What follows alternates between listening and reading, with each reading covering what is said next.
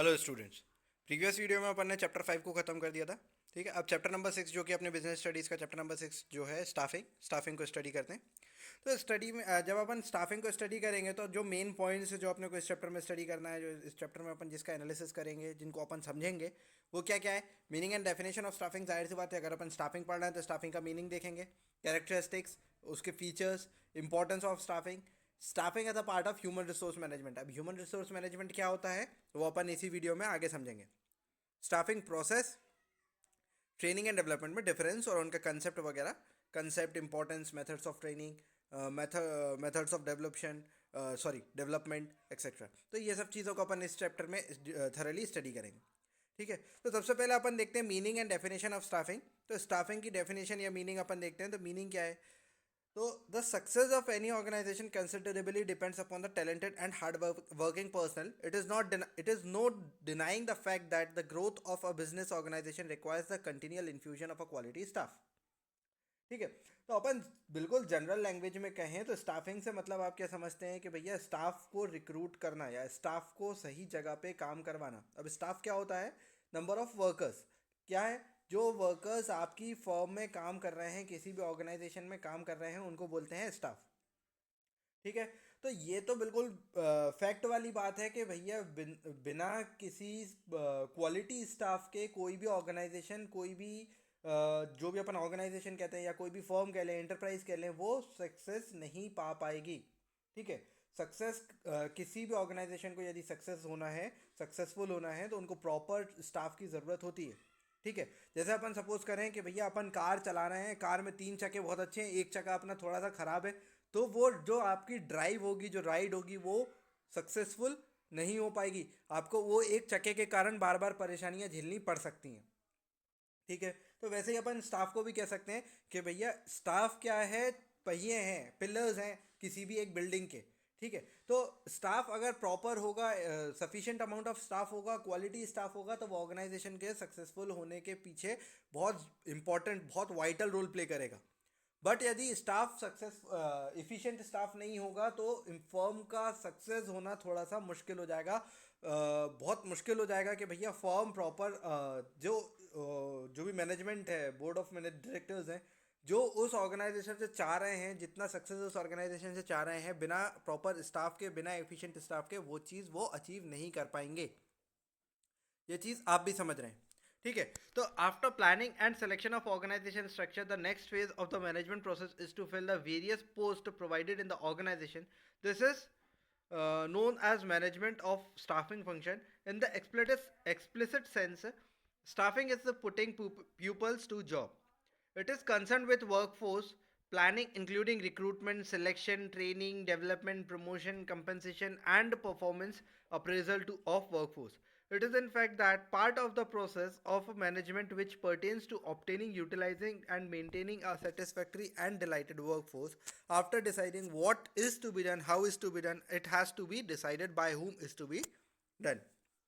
ठीक है, तो जो अपन ने इकोनॉमिक्स में भी देखा है, सेंट्रल प्रॉब्लम की 3 मेन सेंट्रल प्रॉब्लम्स थी। क्या बनाए, कैसे बनाए, क्या बनाए, कैसे बनाए। अब ये दोनों चीज़ तो भैया मैनेजमेंट ने डिसाइड कर लिया है। बट सबसे इंपॉर्टेंट फैक्टर होता है, आपने डिसाइड कर लिया that you have to prepare one thing, that you have to produce one thing. ठीक है, आप उस चीज़ से क्लियर हो गए। आपने ये भी डिसाइड कर लिया कि मैं कौन सी टेक्निक यूज़ करूंगा, whether it is labour incentive और whether it is capital incentive.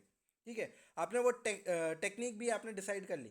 But सबसे इंपॉर्टेंट फैक्ट ये होता है कि भैया वो जो आपने टेक्निक डिसाइड करी है उस पर काम करने वाले वर्कर्स आपके पास होना चाहिए। ठीक है, तो अब आपका नेक्स्ट फेज होता है मैनेजमेंट का, ये डिसाइड करना कि कौन से वर्कर से वो कहाँ पे किस तरीके से काम करवाएंगे जिससे जो एफिशिएंट वर्क है वो हो सके। ठीक, ये हो गया आपका स्टाफिंग का मीनिंग। अब इसमें आपको स्टाफिंग के और भी डिटेल में मीनिंग दिया हुआ है। डिफरेंट डिफरेंट ऑथर्स ने अपने अपने डेफिनेशंस दी हुई हैं, जैसे कून्स एंड ओडोनेल हो गए, डेली ओडर हो गए, जॉर्ज आर टेरी हो गया, एक्सेट्रा। तो आप कोई भी डेफिनेशंस, कोई भी 2 या 3 ऑथर्स की डेफिनेशन याद कर लीजिएगा, कई बार आपसे डेफिनेशन पूछी जाती हैं पेपर में। ठीक है, स्टाफिंग का मीनिंग दिया हुआ है और आप डिटेल में स्टडी करेंगे तो आपको जितना मैंने समझाया है वो आपको अच्छे से समझ में आ जाएगा। ठीक है, फिर उसके बाद है आपका कैरेक्टरिस्टिक्स और फीचर्स ऑफ स्टाफिंग। ठीक है, तो अब यहाँ पे क्या है, एक्सप्लेन द कैरेक्टरिस्टिक्स और फीचर्स ऑफ स्टाफिंग, या इस तरीके से आ जाता है कि what are the salient features of staffing. तो इस तरीके से क्वेश्चंस कई बार घुमा घुमा के पूछे जा सकते हैं, आपको उस चीज़ को समझना पड़ेगा कि भैया क्वेश्चन हमसे पूछना क्या चाह रहा है। ठीक है, तो यहाँ पे क्या है, following are the characteristics of staffing evolved from the above explanation. जो ऊपर एक्सप्लेनेशन है उससे क्या कैरेक्टरिस्टिक निकली है, it relates to the determined different types of personnel both in numbers and in kind. ठीक है, तो स्टाफिंग का क्या मतलब होता है कि भैया ऊपर जो मीनिंग देखा उससे क्या कैरेक्टरिस्टिक समझ में आती है कि स्टाफिंग मतलब क्या हो गया कि भैया अपने को कितने वर्कर चाहिए सबसे पहले नंबर में, फिर दूसरा किस टाइप के वर्कर चाहिए, वो दोनों चीज़ आपको स्टाफिंग प्रोसेस से पता चलती है। ठीक है, determining the period for which the people are required. फिर उसके बाद आपका सेकंड कैरेक्टरिस्टिक होता है स्टाफिंग फंक्शन का कि भैया मैनेजर ये डिसाइड करता है, ये डिटरमाइन करता है कि भैया जो नंबर ऑफ पीरियड है, जो टाइम स्पैन है, आपको कितने टाइम स्पैन तक वर्कर्स की रिक्वायरमेंट है और कितने वर्कर्स की रिक्वायरमेंट है। ठीक है, it is a continuous process. ये तो बिल्कुल फैक्ट वाली बात है कि भैया जितने भी मैनेजमेंट फंक्शन है, staffing is also management function. ठीक है, तो जितने भी मैनेजमेंट फंक्शन है वो कंटिन्यूस प्रोसेस होते हैं। ये चीज़ मैंने आपको पहले भी बताई थी। क्यों होते हैं कंटिन्यूस प्रोसेस? क्योंकि भैया एक बार आपने जो प्लान अचीव कर लिया उसके बाद आप नया प्लान बनाते हैं और फिर उस पर नए तरीके से काम करते हैं। ठीक है, तो भैया जब तक के आपका फर्म कंप्लीटली, जब तक आपकी ऑर्गेनाइजेशन कंप्लीटली डिसॉल्व नहीं हो जाती तब तक के आपके मैनेजमेंट फंक्शन वर्क करते रहते हैं, मैनेजर का काम चालू रहता है। ठीक है, तो इसलिए स्टाफिंग भी क्या है भैया, जब तक के काम चलता रहेगा, नए नए प्लान्स बनते रहेंगे, नए नए वर्कर्स की रिक्वायरमेंट होती रहेगी और आप उनको स्टाफिंग प्रोसेस से फिर से रिक्रूट करोगे, सिलेक्ट करोगे, ट्रेन करोगे, डेवलप करोगे। ठीक है, तो ये सब चीज़ हो गई। फिर उसके बाद presenting inventories of existing numbers and types of staff employed. It is advantage to all for the top administration as well as to the lowest worker. ये अच्छा पॉइंट है कि भैया स्टाफिंग प्रोसेस खाली टॉप मैनेजर को या top administration को ही खाली फेवरेबल नहीं होती, खाली उन्हीं को बेनिफिट नहीं करती, बल्कि जो लोवेस्ट लेवल पे वर्कर कर रहे हैं, लोअर लेवल वर्कर्स हैं, जो बिल्कुल एंड वर्कर्स कहते हैं जिनको, जो प्लेटफॉर्म पे काम करते हैं, तो उनके लिए भी बेनिफिशियल होती है स्टाफिंग प्रोसेस, क्योंकि उन्हें भी पता चलता रहता है कि भैया उससे उनकी भी ट्रेनिंग होती रहती है, सिलेक्शन होता रहता है, उनके चांसेस होते हैं कि भैया वो और प्रमोट हो सकते हैं। ठीक है, तो दोनों के लिए ये फेवरेबल प्रोसेस होती है। ठीक है, फिर उसके बाद एक पॉइंट ये है, it relates to human aspect, it give emphasise on recruitment, selection, promotion, training, posting of and retirement of people. ठीक है, अब ये जो स्टाफिंग है वो जाहिर सी बात है कि staffing related to human resource. Staffing किससे रिलेट कर रही है? ह्यूमन रिसोर्स से, क्योंकि वर्कर्स वगैरह को रिक्रूट करना है, तो उनका मेन ध्यान किस चीज़ पे रहता है? ह्यूमन्स पे ही रहता है। ठीक है, ज़्यादा किसके ऊपर? ह्यूमन एस्पेक्ट के ऊपर वो एम्फेसाइज करता है, ध्यान देता है। ठीक है, जैसे कि रिक्रूटमेंट हो गया, सिलेक्शन हो गया, कब रिटायरमेंट लेना है किस वर्कर को कितनी सैलरी देना है, वेज देना है, वो सब किसके ऊपर डिपेंडेंट रहता है? एक ह्यूमन एस्पेक्ट से देखा जाता है। ठीक, और भी इंपॉर्टेंस दी हुई है, और भी कैरेक्टरिस्टिक्स दी हुई हैं, उसको समझ लीजिएगा, पढ़ लीजिएगा। ठीक है, फिर उसके बाद है इंपॉर्टेंस ऑफ स्टाफिंग। ठीक, तो what are the importance of staffing, इस तरीके से आपसे पूछा जा सकता है। Explain the importance of staffing, what are the salient features of staffing, इस तरीके से आपसे क्वेश्चन कई बार घुमा के पूछे जाते हैं। तो ये चीज़ आप जब आंसर प्रिपेयर करें तो इस चीज़ को माइंड में क्लियर रखना कि भैया हमसे क्वेश्चन किस तरीके से पूछा जा सकता है और उस क्वेश्चन का आंसर क्या होगा। कई बार क्या होता है, बच्चे सही आंसर मालूम होने के बाद भी क्वेश्चन देख के कंफ्यूज हो जाते हैं और सही आंसर नहीं दे पाते। उस चीज़ से, उस चीज़ का थोड़ा सा ध्यान रखना वाइल प्रिपेयरिंग योर टॉपिक। ठीक है, अब यहाँ पे इंपॉर्टेंस क्या है, देखिए मैं आपको पॉइंट्स में समझा दे रहा हूँ। इंपॉर्टेंस क्या है, ये आपको साइड में जो ब्रैकेट दिया हुआ है, जो अपन रेड कलर का टेबल दिया हुआ है, उसमें सारे पॉइंट्स लिखे हुए हैं। सबसे पहला है importance of staffing, sound human organisation, meeting future needs. Sound human organisation मतलब कि भैया जो भी ऑर्गेनाइजेशन है उसमें क्या होगा, प्रॉपर ह्यूमन रिक्वायरमेंट जितनी भी होगी उतने वर्कर्स की अवेलेबिलिटी होगी। ठीक है, एडिकेट अमाउंट ऑफ वर्कर्स उनके पास अवेलेबल होंगे। मीटिंग फ्यूचर नीड्स, कई बार क्या होता है स्टाफिंग फ्यूचर को ध्यान में रखते हुए भी करी जाती है। ठीक है, जैसे कि अगर सपोज करो मैं अगर आज के टाइम में किसी वर्कर को अपने पास रखा हुआ हूँ, फॉर एग्जांपल यदि मैं सपोज करता हूँ कि भैया ये जो पैंडेमिक चला, पैंडेमिक में अगर मेरे पास कोई मेरा जो छोटा मोटा ऑर्गेनाइजेशन है उसमें 2-4 वर्कर काम कर रहे हैं, तो मैं उनको काम पे रखा रहूँगा। ये नहीं सोचूंगा कि भैया यदि मैं इनको अभी काम पे रखता हूँ तो मेरे को उनको सैलरी देना पड़ेगी या उनको रेम्यूनरेशन देना पड़ेगा। ठीक है, बट वो सब चीज़ों को ध्यान में ना रखते हुए मैं फ्यूचर का सोचता हूँ भैया ये पैंडेमिक कभी ना कभी तो क्लियर होगा, कभी ना कभी तो शॉप जैसी थी वैसे ही चालू होगी या ऑर्गेनाइजेशन जैसा था वैसे काम करना चालू होगा, तब मुझे स्टाफ की ज़रूरत होगी। और यदि मैंने अभी इन स्टाफ को छोड़ दिया तो फिर मेरे को बाद में स्टाफ ढूंढने में फिर से शुरू से मेहनत करना पड़ेगी। ठीक है, तो फ्यूचर नीड्स को प्रेडिक्ट करते हुए, फ्यूचर को प्रेडिक्ट करते हुए स्टाफिंग प्रोसेस अभी प्रेजेंट में की जाती है। ठीक है, फिर उसके बाद job job satisfaction and high moral. तो जो स्टाफिंग प्रोसेस होती है उससे क्या होता है, वर्कर्स जितने भी वर्कर्स होते हैं उनको एक जॉब सेटिस्फेक्शन मिल जाता है, और एक बार जॉब सेटिस्फेक्शन हो जाती है तो वर्कर्स मोराल के साथ, ज़्यादा एंथुजियाज्म के साथ, ज़्यादा जील के साथ काम कर पाते हैं। ठीक है, और यदि वर्कर्स मोराल के साथ, जील के साथ काम करेंगे तो जाहिर सी बात है वो इफ़िशिएंट हो जाएंगे। ठीक, यदि आपको मैं बोलता हूँ कि पढ़ाई कर लो, पढ़ाई करने में आपका उतना मन नहीं लगता तो आप उस चीज़ को नहीं कर पाएंगे। बट आपका वही टॉपिक क्लियर होगा बिल्कुल, और आपसे बोलेंगे ये टॉपिक आपको करना है, तो आप क्या होगे, ज़्यादा एंथुजियास्टिक उसमें काम करोगे और कम टाइम देके आप ज़्यादा चीज़ को प्रिपेयर कर पाओगे।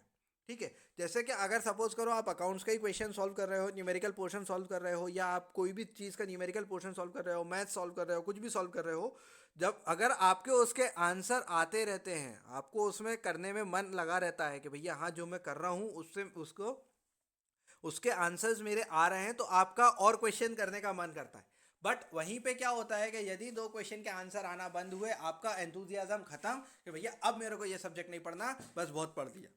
ठीक है, तो क्या होता है कि यदि आपका सेटिस्फेक्शन रहेगा, जॉब सेटिस्फेक्शन रहेगा वर्कर्स को, तो वर्कर्स ज़्यादा मोराल के साथ, ज़्यादा एंथुजियास्टिकली काम कर पाएंगे।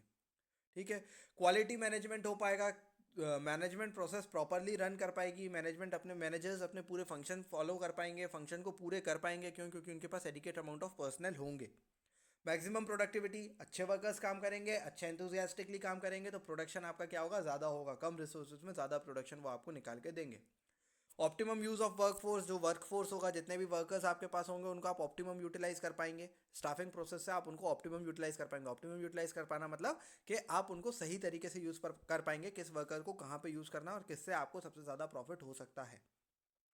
ठीक है, इनेबलिंग टू शोल्डर रिस्पॉन्सिबिलिटीज़। अब आप क्या करते हो, स्टाफिंग प्रोसेस में वर्कर्स को कुछ रिस्पॉन्सिबिलिटीज़ देते हो। आप कुछ रिस्पॉन्सिबिलिटीज़ उनके कंधे पे डालते हो कि भैया अब ये रिस्पॉन्सिबिलिटी जो आपको मिली है, इसकी आपको इस रिस्पॉन्सिबिलिटी को फुलफिल भी आपको करना है, और उसके रिगार्डिंग आपको कुछ अथॉरिटी भी मिलती है। ठीक है, तो जो अपन ने फिफ्थ चैप्टर में देखा था, अथॉरिटी के साथ रिस्पॉन्सिबिलिटी भी आती है। ठीक है, तो वो सब चीज़ें आप उनको देते हो वर्कर्स को, तो वो थोड़े से परिपक्व होते हैं, ज़्यादा मैच्योर होते हैं काम के प्रति, कि भैया अगर मेरे को कोई रिस्पॉन्सिबिलिटी मिलती है तो उस रिस्पॉन्सिबिलिटी के कारण वो थोड़ा सा मैच्योर वे में काम करते हैं और एफिशिएंटली काम कर पाते हैं, और ये एंथुजियास्टिकली भी होता है कि भैया मेरे को इस केपेबल समझा, मैनेजमेंट ने इस लायक समझा कि मैं ये रिस्पॉन्सिबिलिटी उठा सकूं। ठीक है, तो ये हो गया। फिर सोशल इंपॉर्टेंस है, नेशनल इंपॉर्टेंस है, success of organisation. Social importance, society की इंपॉर्टेंस है कि भैया जो वर्कर्स हैं जितने भी सोसाइटी में, जिस सोसाइटी में आप बिजनेस कर रहे हैं उसमें वर्कर्स बेरोजगार बैठे हैं, आप उनको काम पे, आप उनको एम्प्लॉयमेंट प्रोवाइड कर रहे हैं। नेशन की इंपॉर्टेंस है कि भैया जो अनएम्प्लॉयमेंट है नेशन में उसको आप कम कर रहे हैं स्टाफिंग प्रोसेस से।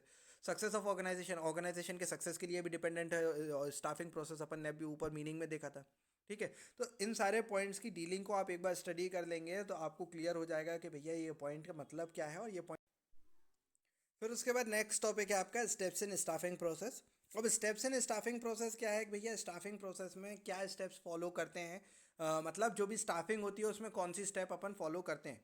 ठीक है, तो इधर पे 8 स्टेप्स आपको गिवन है। सबसे पहले क्या करते हैं, आप मैन पावर प्लानिंग करते हैं। मैन पावर प्लानिंग मतलब आपको कितने वर्कर्स की ज़रूरत है, कितने आपको ह्यूमन रिसोर्स की ज़रूरत है, उसका प्लानिंग करता है मैनेजमेंट सबसे पहले।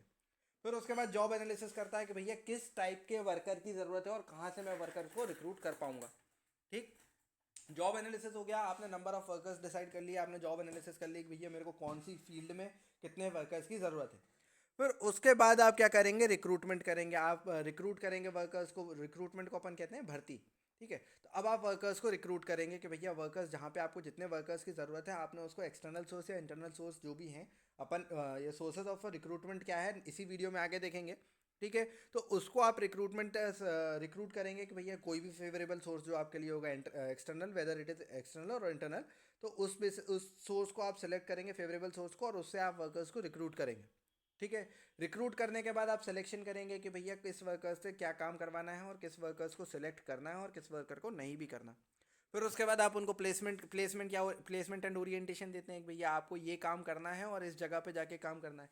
फॉर एग्जांपल यदि मेरा ऑर्गेनाइजेशन है, मेरा हेड ऑफिस पिपरिया में है, मेरे को एक वर्क मेरी फैक्ट्री बरेली में है या बनखेड़ी में है, मेरे को एक वर्कर की बनखेड़ी में ज़रूरत है, मैंने यहाँ से रिक्रूट किया उसको, अब मैं उसको क्या कर रहा हूँ कि भैया मैं उसको प्लेस कर रहा हूँ, मैं उसका प्लेसमेंट दे रहा हूँ कहाँ पे, बनखेड़ी में, कि भैया मेरे पास यहाँ पे एक वर्कर की ज़रूरत है, आपको यहाँ पे जाके काम करना है। तो उस वर्कर को, उस स्टाफ को मैंने क्या कर दिया, प्लेस कर दिया। अब प्लेसमेंट के बाद क्या होगा, मैं उसको ट्रेनिंग दूंगा कि भैया कैसे काम करना है। अब ट्रेनिंग के भी टेक्निक्स होती हैं, ऑन द जॉब ट्रेनिंग होती है, ऑफ द जॉब ट्रेनिंग होती है। ऑन द जॉब ट्रेनिंग क्या क्या होती हैं, ऑफ द जॉब ट्रेनिंग की क्या क्या मेथड्स होती हैं, वो अपन इसी वीडियो में आगे देखेंगे। ठीक है। फिर उसके बाद है डेवलपमेंट। अब ट्रेनिंग के बाद मैं उनको डेवलप करता चला जाऊंगा। एक बार यदि वर्कर कोई काम को सीख गया तो फिर वो उस काम को क्या करता चला जाता है, बार बार करवाते चले जाते हैं उससे, और उसको उसमें जो गलती होती चली जाती हैं उसको सुधारते जाते हैं।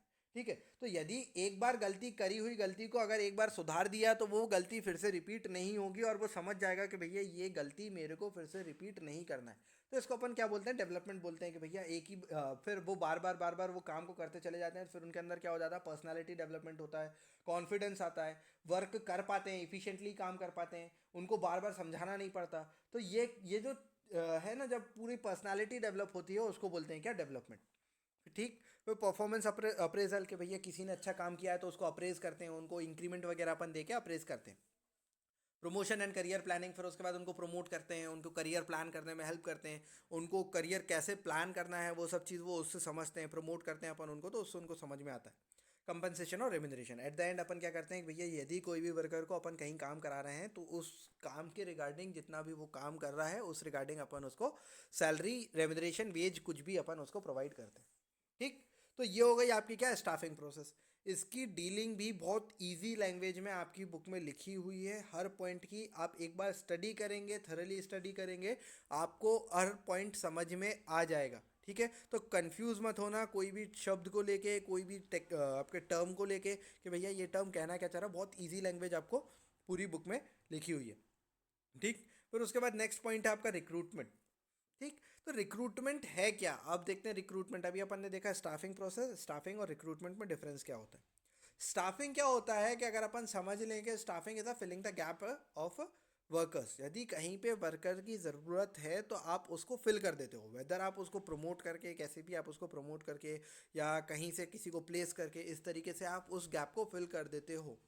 बट रिक्रूटमेंट क्या है कि अब आप आइडेंटिफाई करते हो कि भैया किस सोर्स से मैं वर्कर को रिक्रूट कर सकता हूँ।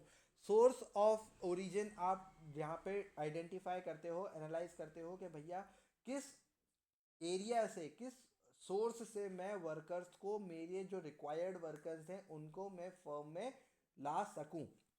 ठीक है। ये रिक्रूटमेंट होती है। ठीक। स्टेप्स ऑफ रिक्रूटमेंट, रिक्रूटमेंट की स्टेप्स क्या होती हैं, सबसे पहले आप वैकेंसीज डिटरमाइन करेंगे कि भैया मेरे को किस टाइप के वर्कर की ज़रूरत है और कहाँ पे वर्कर की ज़रूरत है। फिर उसके बाद सोर्स ऑफ रिक्रूटमेंट, कहाँ से मैं वो वर्कर लाऊंगा। ठीक है। फिर उसके बाद मोटिवेटिंग कैंडिडेट्स, जो कैंडिडेट्स आपने रिक्रूट किए हैं उनको मोटिवेट करते चले जाते हैं। ठीक है। फिर उसके बाद लिस्टिंग ऑफ एलिजिबल कैंडिडेट्स, फिर उसके बाद आप एक लिस्ट प्रिपेयर करते हैं कि भैया जितने भी कैंडिडेट्स आपके लिए एलिजिबल हैं। फॉर एग्जांपल यदि मैंने कोई फॉर्म, कोई वैकेंसी के लिए पब्लिश किया है कि भैया मेरे पास इस फील्ड में इतनी वैकेंसी खाली है, मेरे पास 10 वैकेंसी खाली है, एप्लीकेशन मेरे पास 100 की आ गई, तो मैं लिस्ट करता हूँ कि भैया 10 की ज़रूरत है, मैं 20 को 25 को लिस्ट कर लेता हूँ कि ये एलिजिबल हैं। एलिजिबल मतलब ये ऐसे व्यक्ति हैं, ऐसे पर्सन हैं जिनको मैं इस काम पे रख सकता हूँ और ये वो काम को अच्छे से कर पाएंगे। ठीक है। तो ऐसी जब लिस्टिंग होती है तो उसको बोलते हैं क्या, लिस्टिंग ऑफ एलिजिबल कैंडिडेट्स। ठीक। फिर उसके बाद रिक्रूटमेंट पॉलिसी, इस चीज़ को रीड कर लीजिएगा।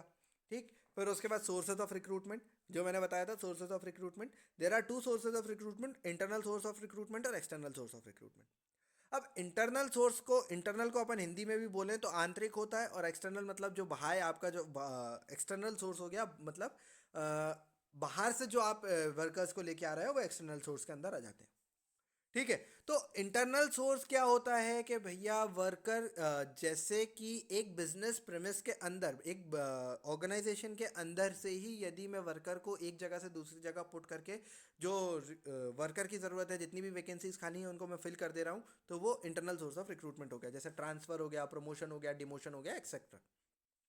एक्स एम्प्लॉयज़ भी आपके इंटरनल सोर्स ऑफ रिक्रूटमेंट होते हैं। जैसे कि सपोज करो मेरे पास कोई एम्प्लॉय पहले काम करता था, अब वो उसने काम छोड़ दिया है, मेरे को फिर से उस वर्कर की ज़रूरत पड़ गई तो मैंने उसको फिर से बुला लिया, तो ये एक्स एम्प्लॉयज़ होगा, ये भी इंटरनल सोर्स ऑफ रिक्रूटमेंट होते हैं।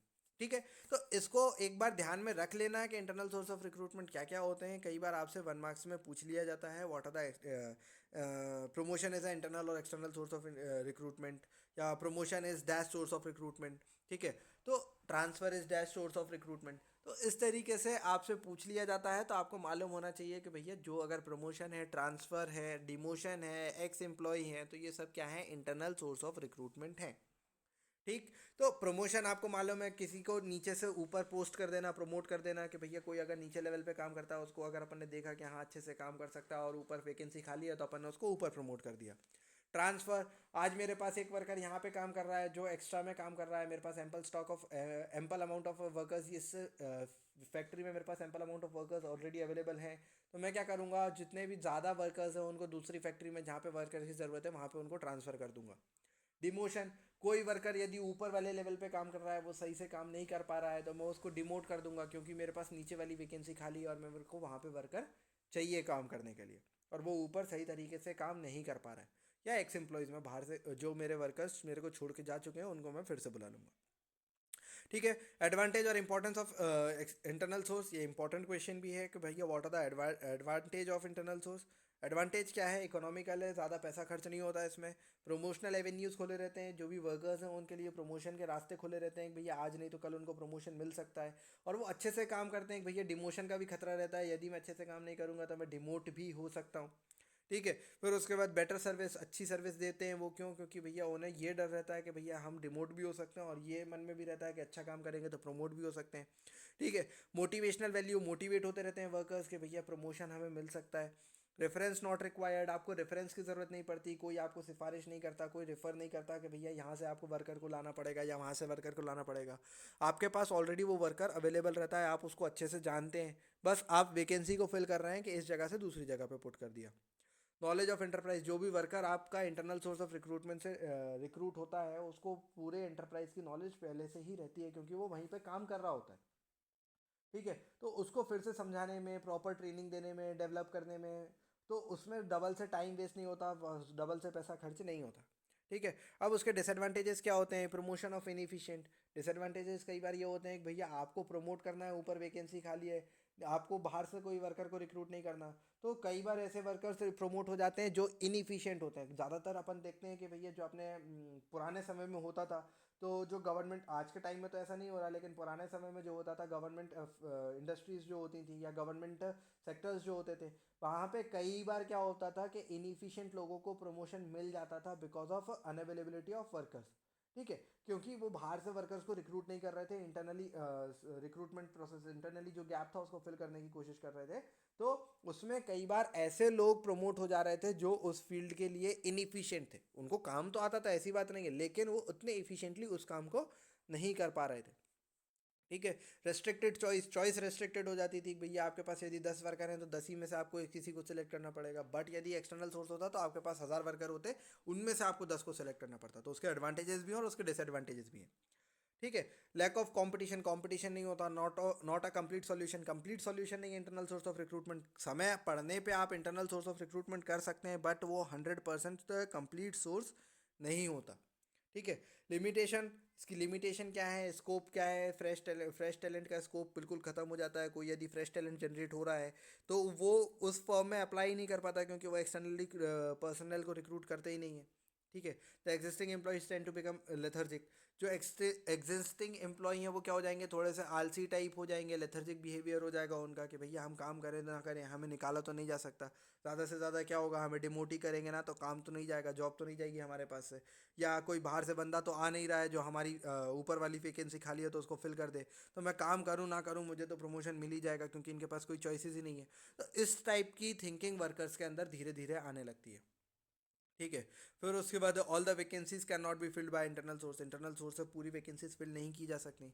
Internal source of recruitment is not possible in case of new enterprise. कोई भी नया एंटरप्राइज बना हो उसके लिए इंटरनल सोर्स करना तो इम्पॉसिबल ही है। अगर उसके पास पुराने एम्प्लॉयज़ ही नहीं है तो वो कहाँ से नई इंटरनल रिक्रूट करेगा या इंटरनल प्रमोट करेगा, ट्रांसफ़र करेगा। पहले तो वो भैया एक्सटर्नल सोर्स से वर्कर्स को रिक्रूट तो करेगा सबसे पहले, उसके पास पहले वर्कर होने तो चाहिए, तब तो वो उनको प्रमोट या डिमोट करेगा।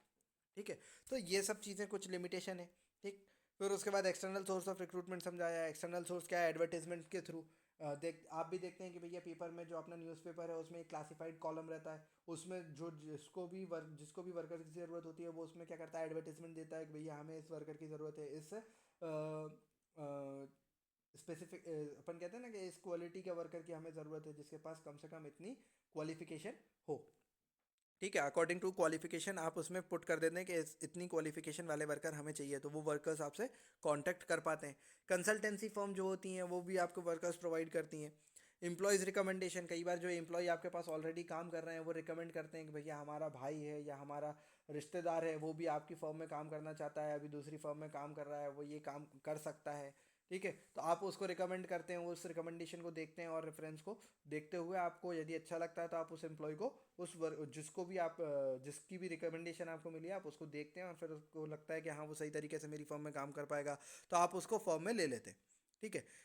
एम्प्लॉयमेंट एक्सचेंज, गेट और कैंपस एम्प्लॉयमेंट एक्सचेंज होता है, गेट और कैंपस रिक्रूटमेंट होता है। गेट और कैंपस रिक्रूटमेंट वो अपन जो कॉलेजेस में होते हैं कि भैया कॉलेज खत्म हुआ उसके बाद जो कंपनीज आती हैं रिक्रूटमेंट करती हैं, कैंपस रिक्रूटमेंट करती हैं, वो academic recruitment.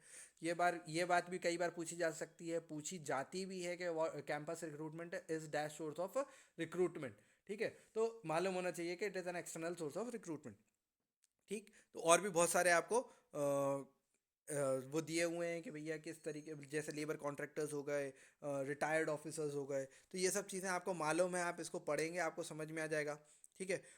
Old pending applications हो गई, कुछ ओल्ड पेंडिंग एप्लीकेंट्स हैं भैया जिनने पहले एप्लीकेशन दी थी वो उस टाइम पे सिलेक्ट नहीं हो पाए थे, अब अपन ने उनको उठा के अब सिलेक्ट कर लिया क्योंकि अपने को अभी वर्कर की ज़रूरत है और वो एलिजिबल थे उस काम के लिए, तो अपन ने उनको सिलेक्ट कर लिया। तो ये होगा। अब इनके एडवांटेजेस क्या है कि भैया आपको चॉइस ज़्यादा मिल जाती है, फ्रेश टैलेंट आता है, काम कर पाता है, फ्रेश टैलेंट है तो वो ज़्यादा एंथुजियाज्म के साथ काम कर पाता है। क्वालिफाइड एंड ट्रेंड पर्सनल, आप भैया सेम जो इस क्वालिफिकेशन के वर्कर की आपको ज़रूरत होती है आप उन्हीं को रिक्रूट करते हैं, तो वो ऑलरेडी क्वालिफाइड और ट्रेंड होते हैं। ठीक है। डबल से ट्रेनिंग पे पैसा खर्चा नहीं होता, कंपटीशन अच्छा हो जाता है वर्कर्स के बीच में, तो वो ज़्यादा एंथुजियास्टिकली काम करते हैं और वो फर्म के लिए, ऑर्गेनाइजेशन के लिए बेनिफिशियल होता है। ठीक है। अब डिसएडवांटेजेस क्या है कि भैया एक्सपेंसिव प्रोसेस है, पैसा ज़्यादा खर्चा होता है। फ्रस्ट्रेशन अमंग एग्जिस्टिंग एम्प्लॉयज़, जो एग्जिस्टिंग एम्प्लॉयज़ हैं जो पहले से काम कर रहे हैं वो फ्रस्ट्रेट हो जाते हैं, गुस्सा हो जाते हैं कि भैया हमारे होते हुए बाहर से किसी वर्कर को लेके आ गए काम कराने के लिए, हमसे ऊपर उसको काम करवा रहे हैं। तो कई बार उससे क्या होता है कि एक भैया विद्रोह का आपका वातावरण आ जाता है, विद्रोह का इन्वायरमेंट आ जाता है, वो रिवॉल्ट पे चले जाते हैं कि भैया हमसे ऐसा काम नहीं करवाया, स्ट्राइक वगैरह से होती है, वो फॉर्म के लिए अनफेवरेबल होती है कई बार। डेंजर ऑफ मैल एडजस्टमेंट, ठीक है, टाइम कंज्यूमिंग प्रोसेस होती है। Block of promotion of working employees जो हैं जो ऑलरेडी वर्क कर रहे हैं उनका प्रमोशन ब्लॉक हो जाता है, क्यों? क्योंकि आपने बाहर से लेबर को रिक्रूट कर लिया, तो अब आपके पास ऊपर वाली वैकेंसी खाली ही नहीं है, तो आप नीचे से कैसे किसी को प्रमोट कर लेंगे? ठीक है। तो ये सब कुछ इसके डिसएडवांटेजेस हैं। ठीक। ये हो गई आपका क्या, प्रमोशन और सॉरी रिक्रूटमेंट हो गया, रिक्रूटमेंट की प्रोसेस हो गई, स्टाफिंग हो गया, स्टाफिंग की प्रोसेस हो गई, और सोर्स ऑफ स्टाफिंग देख लिया, सोर्स ऑफ रिक्रूटमेंट देख लिया। ठीक है। अब अपन देखते हैं कि अब अपन नेक्स्ट वीडियो में देखेंगे कि भैया सिलेक्शन क्या होता है, ट्रेनिंग क्या होता है, डेवलपमेंट क्या होता है, उसके एडवांटेजेस और डिसएडवांटेजेस और उनकी कैरेक्टरिस्टिक्स क्या होती हैं। ठीक है। बाय।